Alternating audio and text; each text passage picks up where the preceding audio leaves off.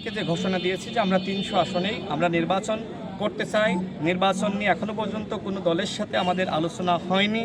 নির্বাচনের সময় এখনও আছে। গণ অধিকার পরিষদ 300 আসনেই প্রস্তুতি নিচ্ছে। আমরা দৃঢ় আশা রাখি যে আমরা গণ অধিকার পরিষদ অবশ্যই ভালো করবে, সেই লক্ষ্যে আমাদের প্রস্তুতি রয়েছে। আরেকটি বিষয় বলি, দেখেন গণ অধিকার পরিষদের সভাপতি যিনি পটুয়াখালী 3 থেকে ইলেকশন করবেন, আমি রাশেদ খান, আমি এলাকায় গণসংযোগ করছি, মানুষের কাছে যাচ্ছি। দেখেন আমাদের সভাপতির উপরে যে ধরনের হামলা হয়েছে, তাকে অবরুদ্ধ করা হয়েছে, গণ অধিকার পরিষদের অফিস ভাঙচুর করা হয়েছে, এটি অত্যন্ত নিন্দনীয়। বিশেষ করে বিএনপি নেতা হাসান মামুন পটুয়াখালীর তিনি তার নির্দেশনায় যে ধরনের ঘটনা ঘটেছে, বিশেষ করে যারা এই যুগপৎ আন্দোলনের শরিক, যারা গণ অভ্যুত্থানের সারথি দল হিসেবে তারা মাঝারি হতে পারে, বিএনপির মতন বড় না হতে পারে, কিন্তু বিএনপির তৃণমূল কর্মীরা, তৃণমূল নেতারা যদি এই ধরনের আচরণ করে সেটি দুঃখজনক হবে। এই যে গণ অভ্যুত্থানে গণ অধিকার পরিষদের ভূমিকা নিয়ে আপনাদের কোনো প্রশ্ন আছে? বিএনপির কোনো প্রশ্ন আছে?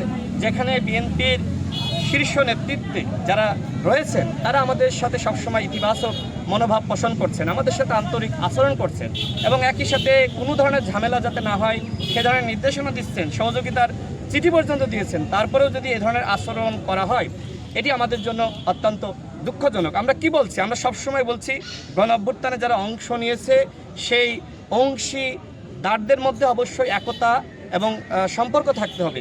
আমরা জাতীয় ঐক্য সংহতির কথা বলছি, কিন্তু সেই ঐক্য আজকে কেন বিনষ্ট হয়ে গেল? আমরা ক্ষমতার দ্বন্দ্বে আজকে কামড়াকামড়ি কেন শুরু করলাম?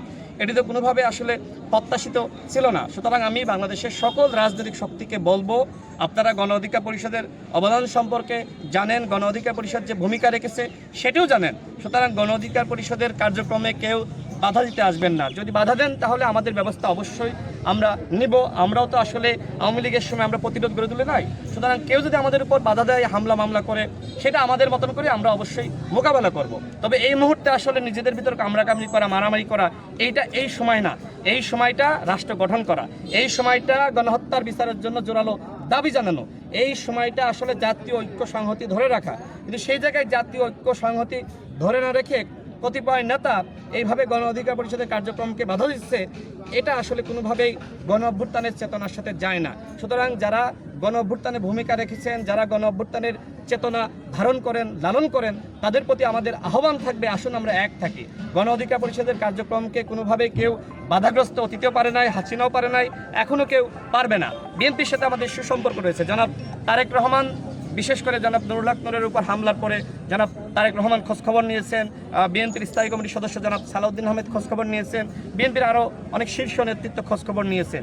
সেই জায়গায় বিএনপির একজন কেন্দ্রীয় সদস্য তিনি যদি কাউকে তোয়াক্কা না করেন, তিনি যদি নুরুল হক নূরকে বাধাগ্রস্ত করেন, তিনি যদি নুরুল হক নূরের গণসংযোগে পাল্টা মিছিল তিনি করেন, এটি আসলে কোনোভাবেই গণ অভ্যুত্থানের চেতনার সাথে যায় না। গণ অভ্যুত্থানে তার ভূমিকা, নুরুল হক নূরের ভূমিকা আমরা সবাই জানি। নুরুল হক নূর সেই ব্যক্তি যিনি বলেছিলেন 90% সরকারের পতন হয়ে গেছে, 10% ধাক্কা দাও। সেই জায়গায় তার কার্যক্রমে বাধা দেওয়া, অফিস ভাঙচুর করা, তাকে আপনার নানানভাবে বাধাগ্রস্ত করা, এটি আসলে কোনোভাবেই জনাব হাসান মামুনের সাথে যায় না। আমি যেটি বলতে চাই সর্বশেষ, আমরা গণ অধিকার পরিষদ আমরা এগিয়ে যাচ্ছি, আমাদেরকে আসলে কোনোভাবেই থামানো যাবে না। অতীতে আওয়ামী লীগও পারে না, এখন যদি কেউ মনে করে আমাদের থামাবে, সেটি পারবে না। আমরা আমাদের মতন করে আমাদের সাংগঠনিক কার্যক্রম করছি, ইনশাল্লাহ আমরা দৃঢ় আশাবাদী আগামী নির্বাচনে আমরা ভালো করব। আমি এই ঝিনাইদহের সন্তান, আপনি খোঁজখবর নেন যে মানুষ আমাকে ভালোবাসে কি বাসে না, মানুষ আমাকে ঘিরে তাদের প্রত্যাশা আছে কি আছে না, এখনো পর্যন্ত কেউ বলতে পারবে? গণ অভ্যুত্থানের পরে শুধু আমি না, আমার ঝিনাইদহ জেলার যে সকল নেতাকর্মীরা রয়েছে, কেউ চাঁদাবাজি করেছে, দখলদারিত্ব করেছে, অন্যায় করেছে, কোনো দপ্তরে গিয়ে কাউকে হুমকি দিয়েছে, কাজ দাও, এ করো, না করো, না করলে তোমার এই সমস্যা, এই ধরনের হুমকি ধামকি কেউ দেয়নি। আমাদের নেতাকর্মীরা সবসময় শান্তিপূর্ণভাবে কাজ করে যাচ্ছে এবং একই সাথে গণমানুষের যে আকাঙ্ক্ষা, সেই আকাঙ্ক্ষা বাস্তবায়নে আমরা অগ্রসর হচ্ছে। আজকে সেই লক্ষ্যে মূলত মানুষের কাছে যাওয়া। আমরা এই গণশোভাযাত্রা এই মুহূর্তে শুরু করব। আমরা ঝিনাইদহ জেলাবাসীকে বলবো, ভয় পাবেন না।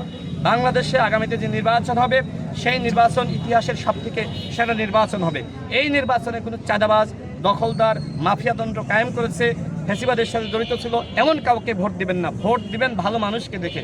ভালো মানুষরা যদি এমপি মন্ত্রী না হতে পারে, তাহলে এই যে গণ অভ্যুত্থান, সেই গণ অভ্যুত্থান ব্যর্থ হবে। সুতরাং আপনাদের সামনে সুযোগ এসেছে, 2 কেজি মাংস আর 10 কেজি চালের বিনিময়ে, ভোটের আগে 500 টাকার বিনিময়ে আপনার বিবেককে বিক্রি করবেন না।